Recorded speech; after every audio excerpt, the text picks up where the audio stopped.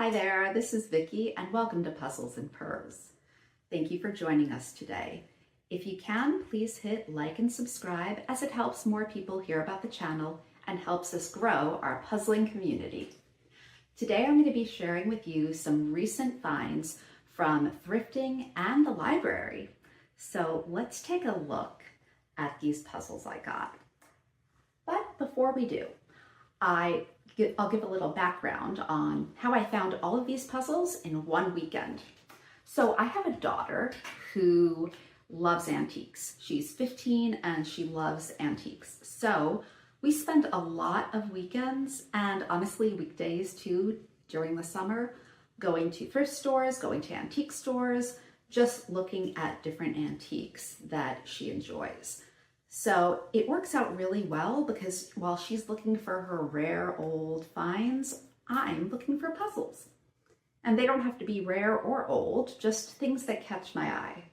So this past weekend, we did one of our mother-daughter trips, and we actually went with a friend of mine and her son, and we had a wonderful time going from store to store, looking at some puzzles and the different kinds of things in antique stores. I think my favorite thing about going to an antique or thrift store, besides this puzzle hunt, is the fact that you never know what you're going to see there. It's just so exciting to go and have no idea what you might find. Okay, so let's start. Okay, this one was one that I found at a thrift store, and it is called, actually, this one I found today. I didn't find this over the weekend. Today's Monday when I'm filming this. So I found this one this morning at a thrift store, and it was so different from most puzzles I've seen, at least the container is, that I had to have it. It was also marked with a sticker, which I since removed, that said new. And so I was like, well, that seems pretty cool to me to get a new puzzle at thrift store prices. And how much is that price, you might be wondering? $3 for this puzzle. So the only problem was there is no identifying information on this puzzle. And actually it was taped closed.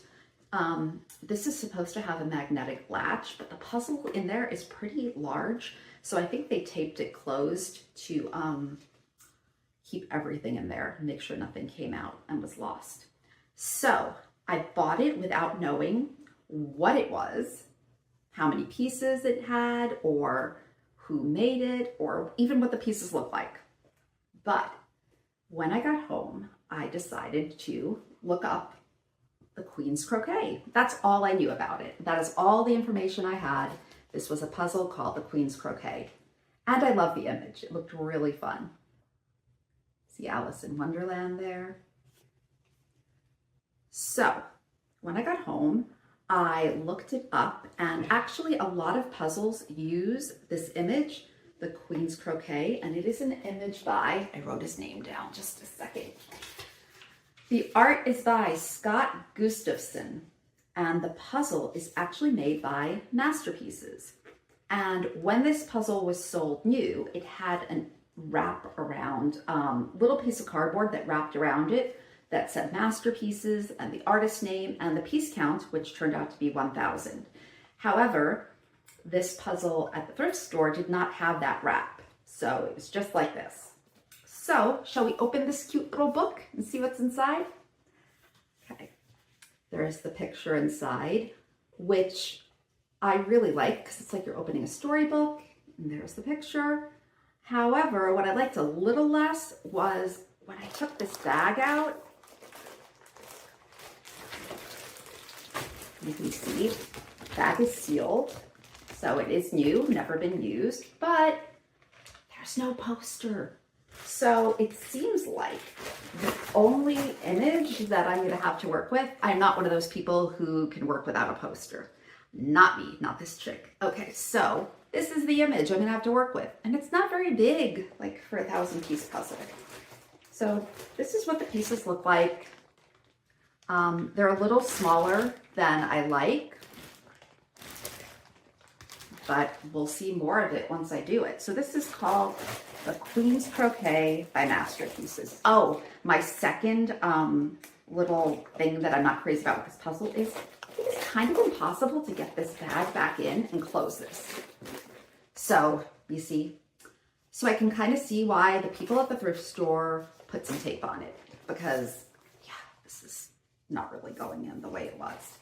But I'm super excited to do it. Love, love, love the little container. Okay, the next one. Oh, this one I did get this weekend, and rather than a thrift store, I got this one at a library. There are a lot of local libraries around where I live that will just have a section of puzzles that you can take a puzzle, leave a puzzle, that kind of thing. So it's not an actual swap where you're going there and swapping with others. People will bring puzzles that they finished, and you can bring a puzzle that you finished and trade it out. So I did end up getting some cool puzzles there. This is one of them. It is a New York Puzzle Company puzzle, and it's called National Parks. I'm not sure if there's an artist. I'll let you look at the image for a few minutes, seconds, not minutes. That would get really boring just staring at this image, even though it is gorgeous. Let me see if I can find an artist. I am not seeing one. It's, okay, this image is from a collection of Sunset magazine covers. So I'm sure it's going to say it somewhere who the artist is. I cannot find it at the moment. If I do find it, I will be sure to list it in the description, okay? But it's a really pretty puzzle, National Parks, and let's see what it looks like inside. So there are the pieces inside, and there goes one of the pieces inside. I will be sure to pick that one up.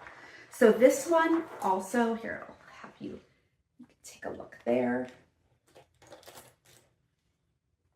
It does not have a poster either. Nope, no poster. So let me just get, I'm going to disappear for 1 second. Don't turn off the video. I'm back. Just had to get the piece that fell. Okay. So I think all I'm going to be working with is this box, which at least it's bigger than the other box from the Queen's Croquet.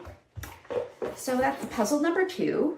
This is from the library, National Parks. And what I love about this one is, look at the colors on the trees and the waterfall. And we love to take my kids to national parks. And this just reminds me a lot of the ones we visited. Okay, let's see what is next. I'm not dropping puzzles this time. If you watched my cat video, the video with the cat puzzles, I had a stack of puzzles and they all fell over, but I'm not gonna make that mistake again. Okay, this is also a puzzle from the library in the swap section called Upstairs Downstairs, and it is by Gibson's, which is a UK brand. And I have one Gibson's in my collection, but that's a 1,000 piece, and this is a 500 piece puzzle. And the artist is Val Goldfinch. And I love how there are all these rooms that you can see into. And what's really nice about it from a puzzling perspective is there's lots of different colors here. So there's a green wall, there's a yellow wall, a purple wall. There's just the rooms are different colors. So I'm pretty excited to work this one, and I was glad to find it. And let's take a look inside. So here we go. This is inside, and these are, I'm not good with this hand showing pieces thing at all, but you can kind of see them. So that's that one. And it's pretty darn cute, if I do say so myself. Okay, next. Oh, another library puzzle. I know I did really good at the library, guys. Okay, this one is called, is it called Viva La Vida? I'm not sure. Oh no, it's called Express Yourself. And it's Frida Kahlo. And it's a puzzle from The Found. I've never heard of this puzzle company, but I loved the colors. And dude, how cute are those monkeys? Okay, they're a little creepy too, but also cute in a creepy kind of way. So I love the colors. It's beautiful. I just couldn't resist. And it seems to be really well made. Let's see. Oh, the illustration is by, oh, wish me luck. Okay, I'll try to pronounce it. Laura Zamowski. Yeah, Yeah, let's go with that. Laura Zamowski. If you're looking for any of her work, it's spelled Zumowski. Laura Zamowski. And here's the puzzle. But as I was saying, the box appears to be really well made. It's thick. It feels really, it's got this like soft touch feel to it. It's really nice. Let's take a look inside. Okay, oh, now we're talking poster. And again, you have the box and the poster. So I love this because it's going to be great for my husband and I to work together because we can each have something to look at. Okay, next, inside. Ooh, this is nice, guys. Okay, so the previous puzzler was really nice and put it in a zip top bag, which I love. But let's take a look at the pieces inside because they are big, they are chunky. See? Which I'm happy with because I have old eyes and I don't like tiny pieces. It appears to be random cut, which is not typically my favorite kind of puzzle because I don't want to be challenged that much, but I am excited to work it and I'm hoping that some of the bright color sections in it will make it easier to work. So that's what that is. Put that one away and move on to the next puzzle. I'm just gonna put that one here. Okay. Next, this I found at a thrift store this weekend, and this one was $6, which is a little more than I like to pay for puzzles, but it was a White Mountain puzzle called American History, and I don't have it in my collection yet, and I have a ton of White Mountain puzzles. So you can bet whenever I see a White Mountain puzzle that I do not already own, I will pick it up in the thrift store. The art is by Steve Cameron, and there's just lots of great American history moments. Some of the ones I noticed were Betsy Ross making the flag. What was the other one I really like this one. It's kind of small and hard to see, but the Statue of Liberty there, and just other great moments in American history. Okay, let's open this one up, shall we? Because I just want to show you the beautiful White Mountain pieces that I'm like obsessed with. Okay. So here this one is. This puzzle is from 2020, by the way. It is a great cut White Mountain puzzle. Really got to get better at showing these pieces. There we go. You can see them a little better. And what I love about them is just the general thickness. See? The size, of course.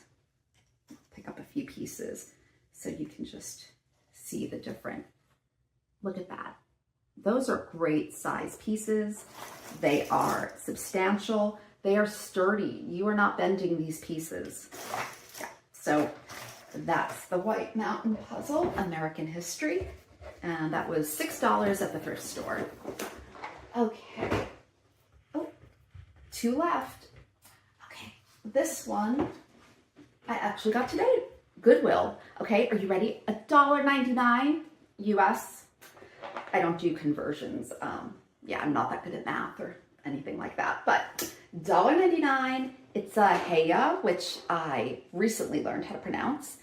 And it is called, let's see, At the Cat. At the Cat, okay. And it is a look closely puzzle. It says look closely, seek and find funny stuff. Well, there's lots of funny stuff here. And you know, I'm all about the cats here at Puzzles and Purrs. But one of the funniest things I saw that really sealed the deal for me to get this, besides the price tag, is, can you see, look, what's coming out of the cat's bottom? Anyway, that just made me laugh. This puzzle is from Marino Degano. He did the art. And here's another thing that really excited me about the puzzle. So I told you many times it was $1.99. If you look on the back, it has the original price tag of what it sold for. Yeah, almost $30. So I'm really hoping this has all the pieces because it looks so fun and whimsical, and you know, it kind of reminds me of a cat that I had years ago when my kids were little who had fleas, and this cat looks like it's got some flea problems as well. So Not so much fun when you have flea problems in real life, but on a puzzle, kind of cute.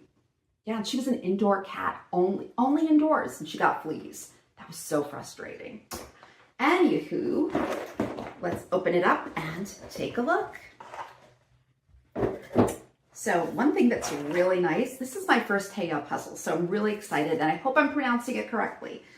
It comes with this beautiful little book with other offerings out there. It's not book, catalog. Isn't that pretty? I'm gonna have to look that over later and put more things on my wish list. Yikes. And here are the puzzles. Let me get that little book out of there. Here are the pieces. And I like these pieces. They appear sturdy. They're a good thickness. They have a lot of, just a lot of stuff and details in each piece. So there's a lot going on here. There you go. Okay. And the final puzzle I'm going to share with you is a library find that I was excited to see, but honestly, I have no idea what I'm getting into with it. Okay. You'll see why. I saw this at the library and I was pretty excited. It is a Springbok and it's quite old. It is called Tiny Treasures. So go in a little so you can take a look, get a better look at all the treasures.